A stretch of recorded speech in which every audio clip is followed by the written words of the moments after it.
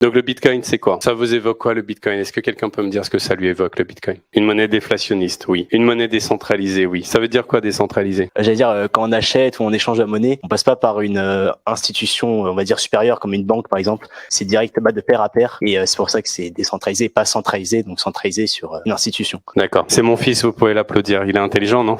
Bravo fils, c'est exactement ça. Ça veut dire que vous ne passez pas par ce qu'on appelle un tiers de confiance. Alors le principe de la monnaie est basé sur la confiance et on va voir que les crypto-monnaies sont basées sur autre chose de beaucoup plus intéressant qui va plus vous parler, c'est la preuve. Donc à partir d'aujourd'hui, essayez d'oublier tout ce que vous pensez savoir sur le Bitcoin, tout ce que TF1 vous a dit, tout ce que vous avez lu dans les journaux, parce qu'aujourd'hui on va découvrir réellement ce que c'est et on va se rendre compte que c'est pas seulement une monnaie. Pour l'instant, ce n'est même pas encore une monnaie. On l'appelle crypto-monnaie parce que c'est une monnaie qui nous sert d'échange, mais ce n'est pas encore un crypto-actif. Ce n'est pas un crypto-actif parce que aujourd'hui, si vous le déposez dans une banque ne pourra pas l'échanger contre autre chose. Le système n'est pas encore fait pour. Donc clairement, le système dans lequel nous sommes aujourd'hui a beaucoup de retard. Et Steve Wozniak, si vous le connaissez, c'est l'un des cofondateurs d'Apple. Pour lui, le Bitcoin est un miracle mathématique. On va voir pourquoi. Et c'est comme l'invention de la roue, personne n'a inventé mieux. Et aujourd'hui, c'est vraiment cette révolution qui est devant nous. C'est l'objet de tous les fantasmes, c'est vrai. Parce que moi qui suis rentré dedans dans les premiers instants, eh bien, on a vu des volatilités sur le marché telles qu'une personne qui investissait 1000 euros pouvait se retrouver millionnaire du jour au lendemain. Ce n'est pas ça la crypto-monnaie. C'est plutôt la gestation de la crypto-monnaie. Il y a certains qui ont gagné beaucoup d'argent, oui, mais comme dans l'univers, rien ne se crée, rien ne se perd, tout se transforme. Ceux qui ont gagné, c'est parce que d'autres ont perdu. Et ceux qui ont perdu, on va voir qu'ils l'ont perdu d'une manière qui était très peu intelligente, très peu formée. Les personnes n'étaient pas formées, n'étaient pas au fait de ce qui est en train de se passer. Elles se sont lancées dans une forme de frénésie de marché. Et c'est toujours les premiers qui payent. Donc, on ne sait pas qui est derrière le Bitcoin. On sait tout simplement que son créateur porte le pseudonyme de Satoshi Nakamoto. La crypto-monnaie, beaucoup y pensent en se disant, tiens, c'est une manière d'être très très riche, d'avoir plein d'argent comme ça. C'est pas ça du tout. Beaucoup pensent que c'est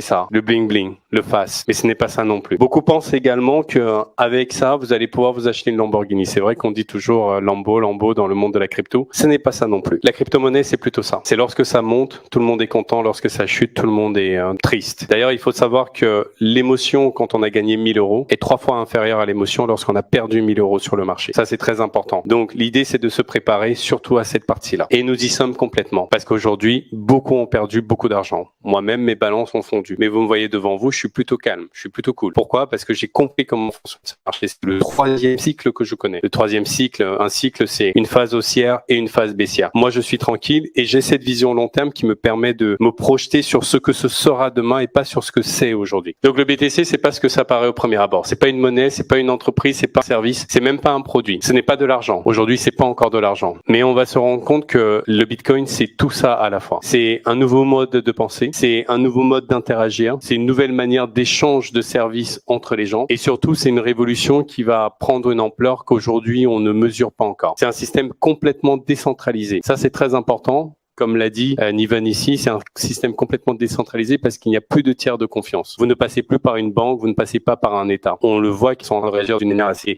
violente par rapport à tout ça. Pas parce qu'elles souhaitent vous protéger forcément, tout simplement parce qu'elles ne maîtrisent pas ça. Donc il existe une liberté totale d'interaction entre les particuliers. Ça c'est vrai parce qu'aujourd'hui, vous êtes en mesure de pouvoir donner des crypto-actifs à une personne sans passer par un tiers de confiance. Je pense que beaucoup parmi vous ont déjà essayé d'aller retirer 3000 euros dans leur banque et vous avez vu votre conseiller vous dire il faut remplir un formulaire. Ça prend 24 heures ou 48 heures parce qu'on n'a pas l'argent en banque. Parmi vous, il y a certains qui ont déjà envoyé de l'argent à leur famille dans des pays étrangers et vous devez passer par un tiers de confiance comme MoneyGram, Western Union. Est-ce que vous savez pourquoi le Salvador, qui est le premier pays à avoir adopté la crypto-monnaie comme monnaie nationale, l'a fait? Moi, je vais vous dire pourquoi. C'est un nouveau mode de pensée, un nouveau mode de communication et d'échange de devises. Alors, pourquoi est-ce que le Salvador l'a fait? Le Salvador l'a fait tout simplement parce que le Salvador s'est rendu compte que 22% de son PIB, c'était dû à des frais de transaction entre leurs ressortissants à l'étranger qui ont envoyé de l'argent à ceux qui sont restés au pays. Le montant des frais de transaction, ça représente 22% du PIB. C'est énorme pour un pays en développement. C'est énorme. Donc, ils ont pensé à cette monnaie décentralisée. Ils ont fait la promotion pour que certains puissent en posséder, que les commerces puissent l'accepter, tout simplement pour limiter ces frais et pouvoir faire rentrer de l'argent dans les caisses de l'État directement. Ça veut dire que les Salvadoriens deviennent beaucoup plus riches de 22% chaque année. Donc c'est purement mathématique. Alors le Bitcoin a été créé en 2009 à la suite de la crise des subprimes. Parce que Satoshi Nakamoto s'est rendu compte d'une chose, c'est que le système financier tel qu'il est aujourd'hui est arrivé à son terme. Il génère de plus en plus de crises économiques. C'est vraiment très difficile de pouvoir créer de la valeur, créer de la richesse. Le BTC est la première crypto-monnaie associée à ce qu'on appelle un protocole de blockchain. Le protocole de blockchain, c'est tout simplement quoi? C'est une crypto-monnaie, ça veut dire que c'est une monnaie qui est cryptée, qui est inscrite sur la blockchain. Aujourd'hui, la vraie valeur de tout cet écosystème, c'est pas seulement les crypto-monnaies, mais c'est surtout la blockchain. La blockchain permet de sécuriser l'ensemble des transactions. Il n'y a plus d'humains au cœur de ces transactions qui sont des validateurs, mais aujourd'hui, il y a des machines qui permettent d'accélérer les transactions et de surtout les sécuriser pour qu'il n'y ait plus de falsification ou qu'il y ait d'utilisation frauduleuse par les États. Donc la première communauté intéressée par le Bitcoin, ce sont des membres d'une révolution. On peut dire que le Bitcoin, c'est un système révolutionnaire qui a fonctionné. Ce sont les cyberpunks. Eux, à l'époque, leur objectif, c'était tout simplement de permettre une sécurisation des données parce qu'on était dans l'ère de Facebook avec toutes les données qui étaient de plus en plus transmises dans le réseau. Et donc l'idée, c'était que chaque personne puisse revenir à quelque chose de personnel, de protéger sa vie privée. Donc lorsqu'ils ont entendu parler du manifeste du Bitcoin, ils l'ont associé à leur technologie qui permet aujourd'hui de faire des transactions de manière anonyme. Alors c'est pas tellement anonyme, mais c'est plutôt pseudonyme. Ça veut dire qu'il n'y a pas le nom de la personne qui a envoyé, il n'y a pas le nom de la personne qui reçoit, il y a juste un numéro de wallet. Donc leur objectif, c'était de remplacer le système financier économique actuel que vous voyez, créer des crises économiques à répétition. Donc, au-delà de cette volonté, certains ont vu dans le Bitcoin la possibilité tout simplement de faire une révolution sociale majeure. Où aujourd'hui, on n'est plus dans le monde de l'Internet 2.0, mais on va beaucoup plus loin que ça. Et ça remet l'individu au cœur de son destin économique. Le Bitcoin est créé et mis en circulation par le minage. Ça veut dire quoi? Ça veut dire que le principe de fonctionnement, ce sont des calculs mathématiques qui sont faits par des mineurs qui, en échange, ont du Bitcoin. À l'époque, le Bitcoin ne valait rien. L'idée, c'était de pouvoir l'échanger contre du dollar et de le convertir et de pouvoir l'utiliser. Au début, c'était complètement marginal et ça ne valait absolument rien. Imaginez-vous à l'époque un Bitcoin qui valait 0,001 centime. Donc, c'est-à-dire 3 fois rien. L'idée, c'était de revenir un peu à cette idée des pionniers de la finance qui consistait à dire que le marché doit trouver lui-même son propre équilibre. Donc, quand on met des humains face à ce genre de monnaie, l'idée c'est que eux-mêmes puissent l'utiliser et donner la valeur qui sera proportionnelle à l'utilisation et à la confiance qu'ils vont avoir par rapport à ça. Ça vous rappelle quelque chose? La monnaie telle qu'on l'utilise aujourd'hui. Sauf que les mineurs sont répartis dans le monde et leur objectif, c'est de pouvoir valider toutes les transactions. Ça veut dire que dans le système de la blockchain, il y a moins de possibilités de fraude qu'il y a dans le système bancaire aujourd'hui. On entend souvent que ça sert à financer le terrorisme, mais le terrorisme ne peut pas être financé par ça, tout simplement parce que on a un système qui est complètement sécurisé et où tout est tracé dans la blockchain et facilement retrouvable. Donc ce système n'est pas basé sur la confiance, mais sur la preuve. Le dernier Bitcoin sera miné en 2140. Ça veut dire quoi? Ça veut dire qu'il n'y a que 21 millions d'unités, pas une de plus. Ça veut dire que lorsque ce 21e million de Bitcoin sera miné, on ne pourra plus en fabriquer. Donc c'est une monnaie non inflationniste par essence. Ce n'est pas quelque chose qui peut être imprimé à l'infini. Une fois que tous les Bitcoins seront en circulation, 21 millions seulement, il n'y en aura pas un de plus. Donc ça permet de garantir la stabilité de la monnaie et ça permet surtout à très faible coût de pouvoir faire des échanges dans le monde. Donc ce qui est intéressant aussi, c'est que c'est tradable 24 heures sur 24, 7 jours sur 7 dans le monde entier. Alors que si vous êtes dans la bourse, vous savez que il faut attendre la bourse d'Asie, il faut attendre la bourse de New York, alors qu'ici, vous n'avez pas besoin d'attendre. C'est 24 heures sur 24, 7 jours sur 7, partout dans le monde. La petite information qui va bien, c'est que ça valait $1 en 2011 et 10 ans après, ça valait $69 000. Et les projections pour la valeur d'un Bitcoin d'ici 2030, c'est $1 demi-million.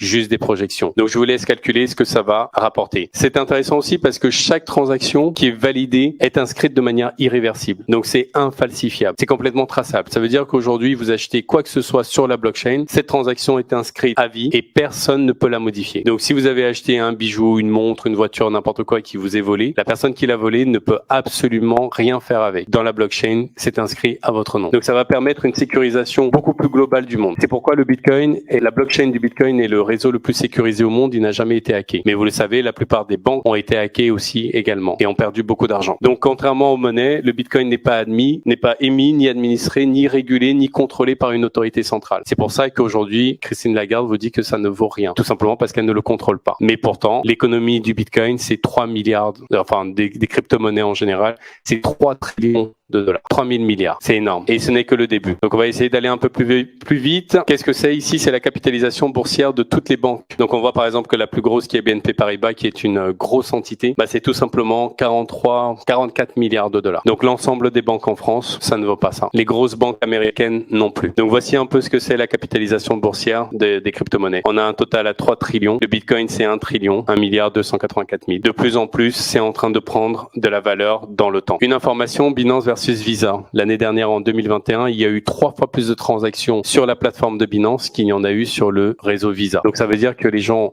traitent beaucoup plus les crypto-monnaies qu'ils n'utilisent leur carte bancaire ou qu'ils font des paiements avec leur carte bancaire dans le monde. 3 fois plus de transactions sur Binance que sur le système Visa, qui, je vous le rappelle, est le premier système d'émetteur de cartes au monde et de transactions. Alors, en 2021, c'est officiellement adopté par le Salvador, en 2022 par la Centrafrique, donc des pays qui sont émergents, parce qu'ils ont compris l'intérêt d'avoir une monnaie de ce type-là qui est non régulée, non contrôlée, permet à des particuliers de pouvoir faire des échanges entre eux, et surtout, ça leur permet d'économiser entre plus de 20% de leur PIB. Ça veut dire que si vous économisez votre PIB, les gens qui sont dans votre pays consomment plus et cet argent reste dans un écosystème fermé. Et on se rend compte que la crypto-monnaie, c'est vraiment ça. Ce n'est plus un système individualiste et égoïste, mais ça devient un système où on a des communautés qui fonctionnent ensemble. Et quand l'argent reste dans ces communautés, eh bien, ces communautés sont en train de grandir. Et ça peut être des communautés ou ça peut être des pays. Le Bitcoin est une réserve de valeur. Aujourd'hui, vous avez des entreprises qui achètent du Bitcoin. Vous avez des États qui achètent du Bitcoin. Christine Lagarde nous dit que ça ne vaut rien, mais aujourd'hui, les 2 plus gros détenteurs de Bitcoin au monde, c'est la Chine et les États-Unis. Quand j'ai commencé cette conférence, c'était pas encore le cas, mais on a Lehman Brothers, qui est l'une des plus grosses banques aux États-Unis, qui veut acheter des entreprises de crypto en faillite. Et s'ils réussissent à faire ça, ils vont devenir les plus gros détenteurs de portefeuilles de crypto au monde. Donc, plus ils deviennent des détenteurs de crypto, plus ils en possèdent, moins il y en a en circulation, plus ils le contrôlent. Donc, on repart encore pour un tour de manège. Donc, vous comprenez l'intérêt pour vous aujourd'hui de commencer à vous intéresser à cette économie. Ça permettra tout simplement que le rapport de force soit équilibré entre les grosses institutions et les particuliers. Aujourd'hui, on a plus de particuliers, de petits porteurs qui ont des crypto-monnaies, surtout du Bitcoin. On a surtout des gros particuliers qui ont commencé il y a très longtemps, qui en possèdent énormément, mais moins les États. Donc, la proportion est de l'ordre de, on va dire, 80-20. 80 pour l'ensemble des particuliers et 20 pour les États. Sauf que là, on est dans un marché baissier. Et quand on est dans un marché baissier, des personnes comme vous, comme d'autres, des particuliers qui ne sont pas forcément formés à tout cet écosystème, ce qu'ils vont faire, c'est que soit ils vont être attentistes, ils vont attendre de voir ce qui va se passer, soit ils en possèdent et ils vont se dire, je suis en train de perdre de l'argent, peut-être que à la maison ça ne va pas, peut-être qu'un collègue va leur dire, mais t'es complètement con, regarde, à la télé ils ont dit que ça valait rien. Il va rentrer, il va vendre. Mais quand il va en bas, il y a des gros qui rachètent très bas. Et forcément, ça va remonter. Et ce sont les mêmes qui avaient acheté bas, qui, pour avoir une forme de revanche sur le marché, vont rentrer dans le marché lorsqu'ils vont voir que le cours va repartir. Et c'est systématiquement comme ça que ça se passe en permanence. Donc, ce qui est intéressant avec le Bitcoin, c'est qu'on aura moins de crise économique. Donc, on n'aura plus de dévaluation de la monnaie, ou très peu. Parce que justement, ce qui va faire la valeur de cette monnaie, ce sont les échanges qu'il y aura dessus, et pas des spéculateurs. Bien sûr, on aura toujours la volatilité cyclique du marché. Ça, on ne peut pas y échapper. On l'a également sur le marché de la bourse. Mais ça permettra aussi d'avoir une monnaie d'échange universelle pour être utilisée par tout le monde. Alors, je ne dis pas qu'aujourd'hui, le Bitcoin va tout remplacer, mais je dis simplement que ça devient une alternative très intéressante. Et ça va prendre de plus en plus d'ampleur parce que on a des pays qui sont eux-mêmes en train de générer des monnaies électroniques. La Chine a commencé avec le yuan numérique. Les États-Unis sont avec le dollar. Et aujourd'hui, l'Europe est en train de penser à un euro numérique. Parce que justement, il faut cette monnaie, il faut cette technologie pour ne pas ne pas rater ce train. On sait par exemple qu'en France, la France a énormément de talent, mais ils ont raté la révolution de la santé. Pourtant, ils ont les meilleurs médecins au monde. Ils ont raté la révolution d'Internet. Pourtant, ils avaient les meilleurs ingénieurs. Pourquoi? Parce que les Américains, les entreprises américaines les ont recrutés à prix d'or. On a également raté le logiciel. Apple et Microsoft ont été les premiers à aller dessus. Alors qu'en France, on a eu plein d'entreprises qui étaient pionnières dessus. Donc, je suis quand même assez content de voir que le gouvernement essaye de faire des choses intéressantes par rapport à ça, notamment avec Binance qui a injecté de l'argent pour qu'on puisse former des gens. C'est une révolution aussi importante que l'invention de l'imprimerie. Ça change vraiment tout.